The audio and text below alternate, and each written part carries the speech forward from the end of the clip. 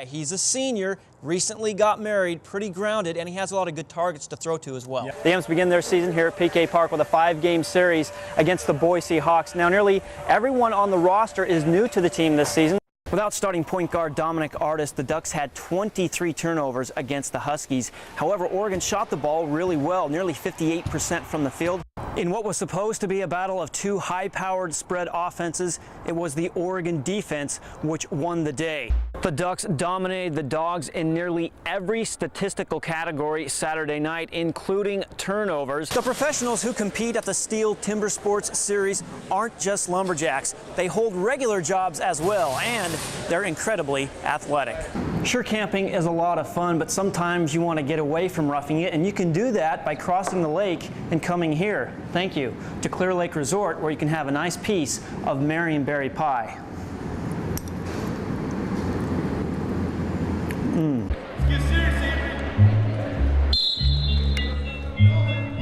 Avery Ingram has been wrestling for only 4 years. I like winning, first of all, but also I really like when people think they're gonna beat me or something like that, and then I just roll them through and then beat them. He may look like any other prep grappler, but Ingram is completely blind. It seems pretty cool, you know? It's more like a martial art than any other sport.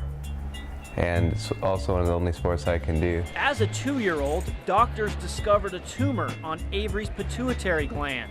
The tumor was also pressing against his optic nerve, causing blindness. It was hard. That right there changed my life big time. It, of course, changed Avery's life as well. But his visual impairment hasn't stopped Avery from wrestling, despite not winning a single match as a freshman. So I figured someday it might get better, you know? And it was still fun, you know? In practice I'd still win every once in a while. Avery hasn't done it alone. His younger brother Tyler is there to assist him. It's good to have someone that is guaranteed to be there, you know? It's unique, and most people don't get to have that experience. And I feel like it gives me a different point of view in life and wrestling, and I can really understand more things that I don't think other people really see. Go, go! Avery's dad, of course, Roll, roll, roll, roll! There you go! Is his biggest fan. He doesn't let anything get in his way, so I'm completely proud of him. I'm blessed through the roof. He's my kid, you know? I wouldn't trade him for anything. An inspiration to his family and to those who get to watch him wrestle. Avery, yeah! And win. Dirk Weishaar, KVAL Sports. Opportunity lost. The Ducks could have wrapped up at least a share of the Pac-12 regular season championship on Thursday, but the Buffaloes blasted Oregon 76-53 to spoil the party. The Ducks still with the same chance today at Utah. A win meant the #1 seed in the conference tournament, but it was another bad start for Oregon. Jared Dubois behind the back to Cedric Martin. 9-0 Utes right out of the gates. Ducks trimmed the lead to 3, but then Jordan Loveridge dishes to Jason Washburn for the slam. 19-14 Utah. Less than 10 seconds to go in the half. Martin misses, but Washburn is there for the follow. Utes up 14 at the break. Second half, Ducks go with the press. Utah breaks it. Dubois to Loveridge for the dunk. Utes up 11.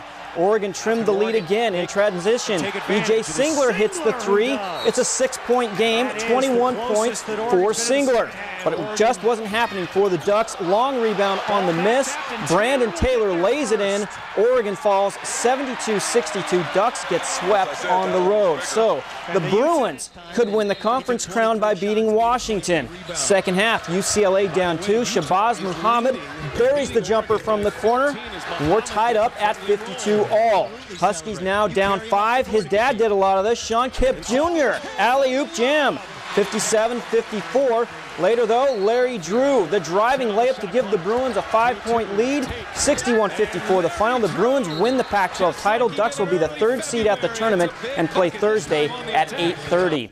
Derailed by injuries and suspensions throughout the season, the Beavers were just trying to save some face and stay out of the Pac-12 cellar. The Beavs trying to end a season-long 5-game losing skid at a place the program has never won. The Buffs, again without Andre Robertson with a viral illness on senior day for Sabatino Chen. Chen helped spur a 10-0 run for the Buffs. on this three to take a 16-14 lead.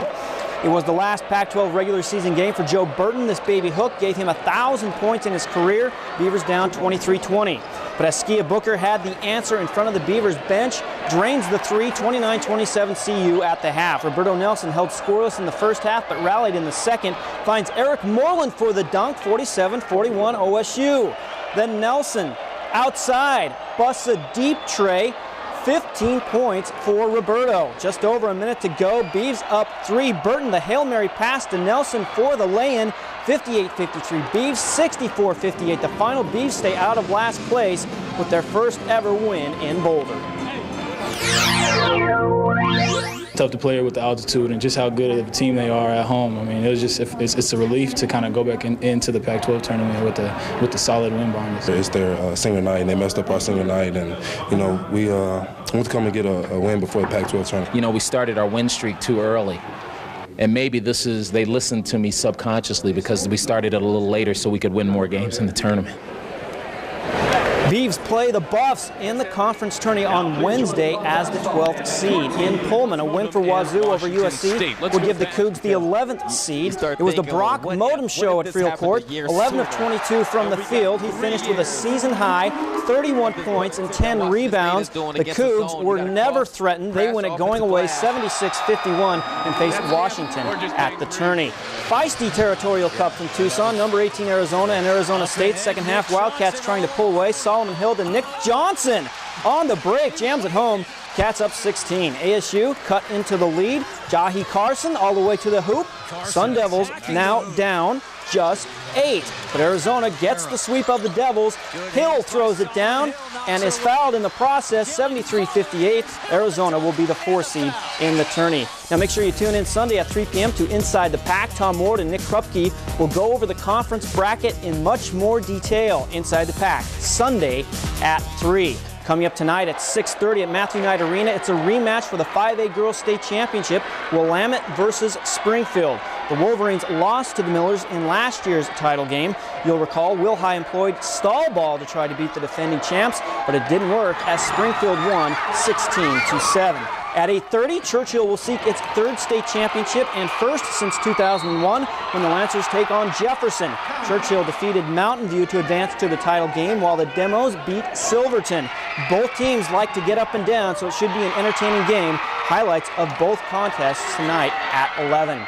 Vanderbilt showed why it is the second-ranked team in the nation last night with a 4-1 victory over the Ducks, holding Oregon to just 2 hits. Could the Ducks get the Bats going in Game 2 against Vandy? No score, top of the second. Commodores get to Tommy Thorpe. Vince Conde rips one down the line and left. That's a double. Scores Mike Yastrzemski. 1-0 Vandy. Bottom half of the inning, 1 on, 1 out for Connor Hoffman. He goes down swinging. Sean Chase DOA at second. That ended the inning. Then in the top of the 3rd, Thorpe uncorks one into the dirt. Tony Kemp scampers home. It's 2-0 Vandy. In the 6th, Oregon finally gets a run across. Stephen Packard, the ground out to first. Here comes Ryan Healy. Ducks go down again, though, 4-2 the final. 4th-ranked Oregon State looking to stay unbeaten with Texas State at Goss. Andrew Moore making his 4th career start. He gave up a run in the 1st, but then he settled down. Struck out 6 batters in 5 2/3 of work. Moore got some help in the 4th after a leadoff triple. Michael Conforto singles to right. Tyler Smith ties the game at 1-all. 2 batters later, Kavin Kais gets a blooper to drop into left. Conforto scores. Bees added another to make it 3-1 after 4. Next inning, 2 on for Danny Hayes. A chopper to second. Whoop! Bobbled. Max Gordon stumbles into home.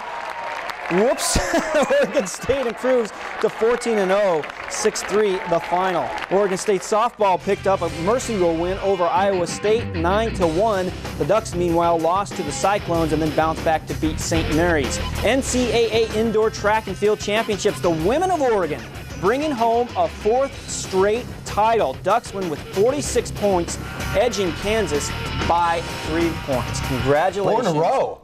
That's pretty impressive. And they got a great team. We'll see how they do coming up in the outdoor season, which starts a week from today. Larry Woody simply loves cars. The sounds, the smells. As an auto mechanic with his own shop, he loves working on cars. Just kind of feel everything, make sure it's good and tight. And even though a car accident on I-5 in 2002 took his sight, you learn to rely on your other senses a lot more. he still is able to do what he loves, with a little help from his wife. The main thing he relies on for me is transportation. A little bit of eyesight when he's working on something that he needs, like wiring or real fine things.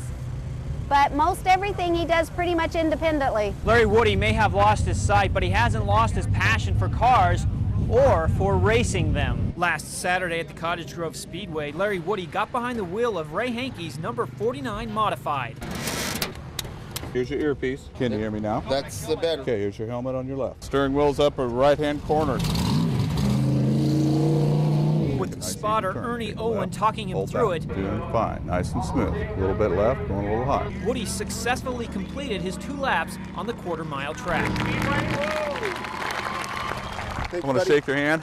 I'll give you a hug. I'll take that too. To feel the car around you, to feel the power as a sighted person is an awesome feeling, but then to try to do it totally blind and having your life and control in somebody else's hands, it's a high. Surviving the Cottage Grove Speedway, Woody wants to inspire others with another amazing feat. I would like to find a car that would do excess of 200 miles an hour and go to Bonneville. Set the world speed record for a blind driver at 200 plus miles an hour. Now that would be something to see. I'm Dirk Weishaar in Cottage Grove.